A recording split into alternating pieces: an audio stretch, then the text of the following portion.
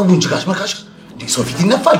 ሶፊት እኮ አይነፋም እኮ ነው እኮ ያካባቢ ሰው ይረብሻል አይነፋም ያው መቼም ይሄ ድምጽ ሲሰማ እኮ ነው መካሻ እዚህ ነው የሚለው ሰው አዎ ሶጣ ሳልፍ ሳገድም እኮ በዚህ ነው ህብረተሰቡን ሰላም ነው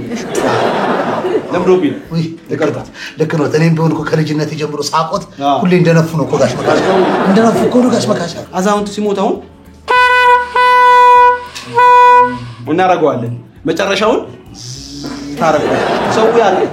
ልጅ ሙት ትልቅ ሙት ይታወቃል ባለፋ ህፃን ልጅ ሲሆን ያው ታረጋል በእንጭጩ ተቀጨ እንደማለት አታዝረዝሙ ያው ለምሳሌ መርዶ ሲሆን እንዲሁ አንዳንድ ይረዳ የለ ሰው መርዶ ሲሆን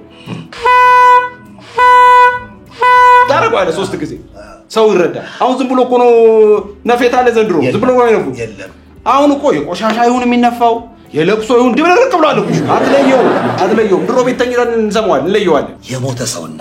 የመዋጮው ጉዳይ ሲደርስ እንደው በምን ሰዓት ነው የሚነፉት አብዛኛው ጊዜ ምሽት ግን አልፎ አልፎ ደግሞ ሌሊት ላይ ይነሳል ስለዚህ አመሻሽና ሌሊት ይነፋሉ እነፋለሁ የእንስሳት ጉዳይ የውሾች ወይ የረሳሁት ማስተት ይሄ ያቶ በላይ ውሻ ያቶ ጥቁሩ እንደገና ደግሞ የተኮላ ደግሞ እሺ እነዛ ሁለቱ ውሾች አንድ ቀንማ ቋንጃይን ይዘንጡ በጣም አስቸግረውኛል አይዞህ ከዛ በፊት ደሞዝ ጭማሪ ይደረጋል ችግር የለውም